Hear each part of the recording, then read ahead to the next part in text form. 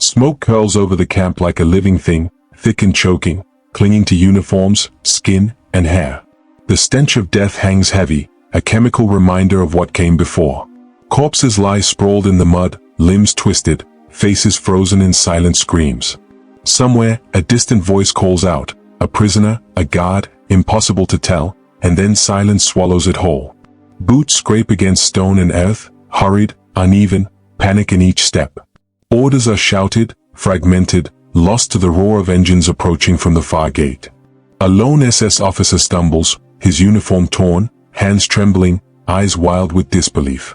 He glances behind him, sees nothing but the wavering shadows of those he once commanded. Prisoners emerge from barracks, faces gaunt, eyes hollow yet burning with recognition. Some move cautiously, others charge, fists clenching over makeshift weapons. The air vibrates with tension, the kind that makes blood pound in the ears and every breath a labor. A sudden shout, metallic, sharp, pierces the smoke. A guard trips over a body, falls into the mud, cries out, the sound torn into pieces by the wind.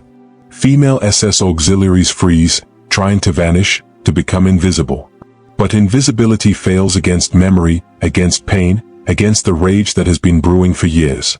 And then, footsteps pounding closer, a scream rising, unanswered, swallowed by the chaos. The scene is incomplete, unresolved, leaving only a heartbeat's pause before the storm breaks. The camp gates rattle, metal scraping against brick, a sound that echoes like a warning. Tanks rumble in the distance, engines growling low, vibrations crawling through the ground into every bone. Smoke drifts over shattered barracks, curling in the wind, hiding shadows that twitch and flinch. Prisoners emerge slowly at first, hunched, careful, scanning. Then faster. Feet slap against mud, stones skid across concrete, metal clangs under boots. Faces are hollow but eyes flare with recognition, and fists clench over sticks, rocks, whatever can strike. Female SS stumble from the barracks, attempting to blend in with prisoners, uniforms torn, hair matted, faces pale and terrified. Guards shout orders that fall flat, their voices swallowed by chaos. Weapons clatter to the ground, a pistol spins underfoot. A distant train whistle blows, a reminder of horrors recently unloaded, lives stacked like cargo, now silent witnesses to the moment. A prisoner drags a guard across the courtyard, boots sliding, mud splashing, sweat and blood mixing in the grime. Shouts collide with the hiss of escaping steam, the sudden crash of a falling gate. Nearby, a stack of firewood topples, splintered timber sprays in all directions, punctuating panic with sharp percussion. Every motion tells the story: fear, rage, recognition, opportunity. Orders, screams, and hurried breaths mix into a chaotic symphony. Eyes meet eyes, captor and captive, and in that glance, the balance has shifted. The moment stretches, unresolved. The storm is gathering, and the first collision is only seconds away. Prisoners corner an SS officer near the edge of the courtyard. His hands shake violently, clutching at air, at nothing, at the years of terror he once commanded. Eyes dart, searching for escape, but the faces staring back are unyielding, sharpened by hunger, rage, and memory. A stick snaps underfoot, the sharp crack cuts through the murmur of panicked movement. Nearby, a stove in the mess hall erupts in flame, metal screaming as it bends and twists, a sudden heat wave slapping faces, forcing retreat. Gunfire pops erratically, some from fleeing guards, some from prisoners who find weapons abandoned too long. The smell of blood and smoke mingles, thick and choking. The wind carries it across the camp, dragging screams along like banners of vengeance. Young soldiers arrive, guns raised, faces pale, mouths open, frozen between duty and disbelief. They see prisoners beating, dragging, stabbing, some SS still alive, pleading in fragmented voices. Silence fractures with each shriek, each impact, the rhythm unpredictable, chaotic. The ground trembles under boots and tank tracks, but above it all, human fury dominates. A prisoner hesitates, hand hovering over a weapon, chest heaving, eyes flicking to the officer trembling before him. For the first time in years, the scales have tipped. Recognition. Retribution. The moral line wavers and snaps under the weight of decades of cruelty. A scream rises behind him, sudden, unyielding, unanswered. The officer falls to his knees, gaze lifting to the sky, as if begging unseen gods for mercy. The moment stretches, tense and unresolved, a heartbeat suspended before the storm of chaos continues. Barricades topple. Furniture splinters under boots, tumbling into mud and bodies. Screams pierce the air, unrelenting, echoing off broken walls. Prisoners surge, dragging guards into alleys, over piles of debris, fists swinging, weapons improvised from anything solid. Blood mixes with dirt, sweat, and smoke, painting every surface a grotesque tapestry of chaos. Gunfire stutters and jumps, coming from corners no one can anticipate. Shouts collide, commands shouted then swallowed by panic. Young soldiers freeze, rifles trembling in hands once steady in battle, eyes wide at the scale of horror, at the blurred lines between captor and captive. In a courtyard, a female guard stumbles, mud streaked across her face, trying to vanish, to escape recognition. A prisoner lunges, hand gripping hair, dragging her down into the muck.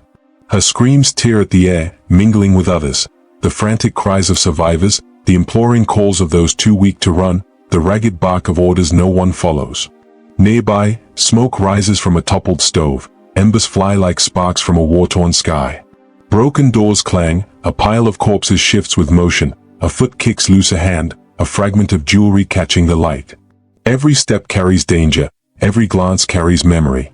Trust dissolves in the mud, replaced by instinct, by fury, by necessity. A guard lifts a pistol, hand shaking, only to have it knocked away by a swing of a metal pipe.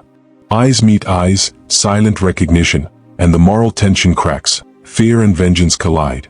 The storm surges forward, unstoppable, and the ground itself seems to tremble beneath the chaos, leaving nothing untouched, nothing sacred. Dachau. 39 train wagons, packed with bodies in varying stages of decay, stretch along the siding. Soldiers gag, stagger back, eyes wide, stomachs twisting. The air is thick with rot, a living presence that clings to hair, clothes, skin. Flames lick the edges of the wooden platforms, smoke twists in the wind, hiding shadows that twitch and flinch.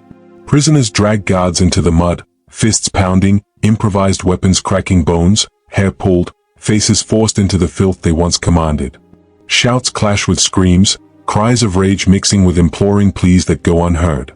The camp vibrates with chaos, every step, every movement amplified by fear and fury. Buchenwald. Watchtowers topple under the weight of insurrection. Prisoners storm gun posts, capturing rifles, pistols, grenades. SS guards and Karpos beg, scream, collapse, bodies hit, dragged, mutilated. The sound is relentless, a chorus of terror, blood, and breaking wood. Flames jump from barracks, smoke curling into the sky, carrying screams on the wind. Prisoner faces twisted in rage, guards' eyes wide with disbelief, soldiers frozen in the midst of moral paralysis. Hands grip, fists swing, eyes tear, teeth clench. The stench of blood and fire mixes with a metallic tang of fear. A prisoner hesitates over a weapon, chest heaving, awareness of the line between vengeance and mercy flaring, then snapping.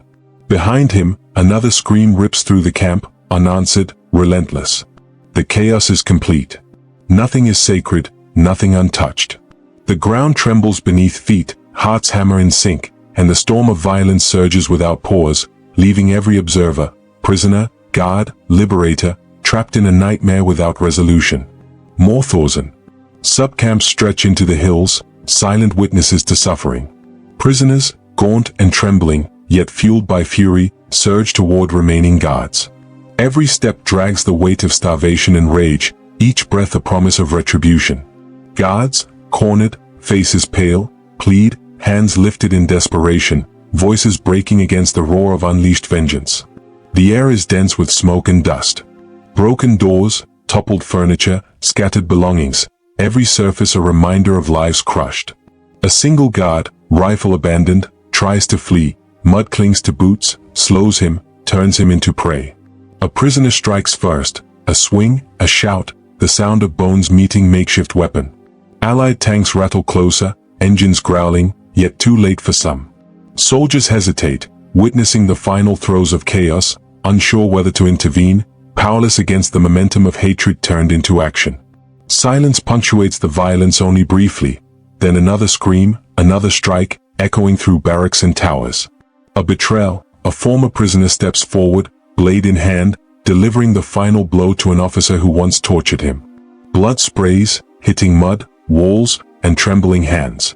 A fire flares unexpectedly, smoke curling in the sky, shadows dancing across ruined towers and scattered bodies. The camp lies in ruin, bodies strewn, towers toppled, the echoes of vengeance lingering in every corner. Yet not all is complete.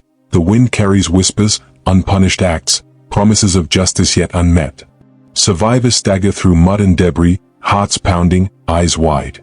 The final stand ends, but the storm's residue remains, a silence heavy with loss, fury, and the unanswered question of who truly survived, and who became the executioner. Smoke lingers over the camps like a second sky, gray and heavy. Corpses lie where they fell, mud and blood congealing around them, twisted limbs frozen in motion. Survivors wander in silence, eyes hollow, hands shaking, stepping over remnants of terror, toppled furniture, broken gates, fragments of lives erased. Their breaths are shallow, each inhale a reminder of what they endured and what they became.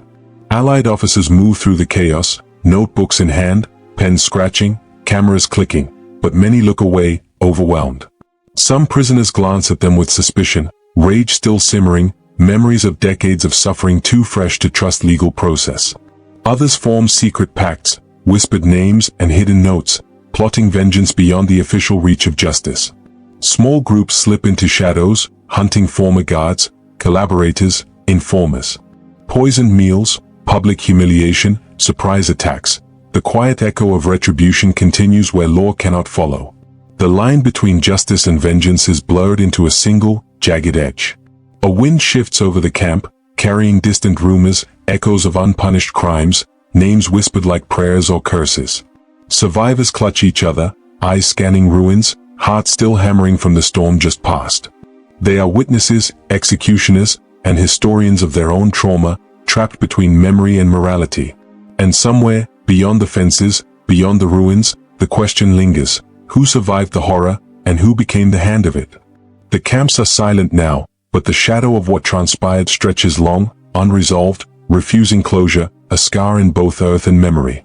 A sealed Allied archive rests in silence, untouched for decades. Dust coats the edges of yellowed papers, the iron lock cold, unyielding. Names of guards, officers, and collaborators lie hidden within, their fates recorded but unresolved. Somewhere in the shadows of history, whispered rumors trace the paths of vengeance that never reached their end. A survivor's note, folded and brittle, hints at clandestine acts, justice carried out beyond the reach of tribunals, beyond the eyes of law. Poisoned meals, secreted weapons, revenge in whispers and shadows, threads of history left dangling, unresolved. The wind carries these stories across ruined towns, across forests where former SS fled, across rivers that once ferried death. And somewhere, in the quiet, the question lingers: what would you do if history left the final act unwritten? If vengeance, justice, and morality collided and the lines blurred until indistinguishable?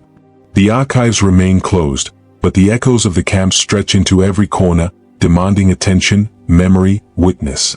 The storm of liberation, vengeance, and moral collapse does not end here. History waits. Secrets wait. And beyond the smoke and ruins, another chapter waits to be discovered. The story does not end here. The final act is yet to be uncovered.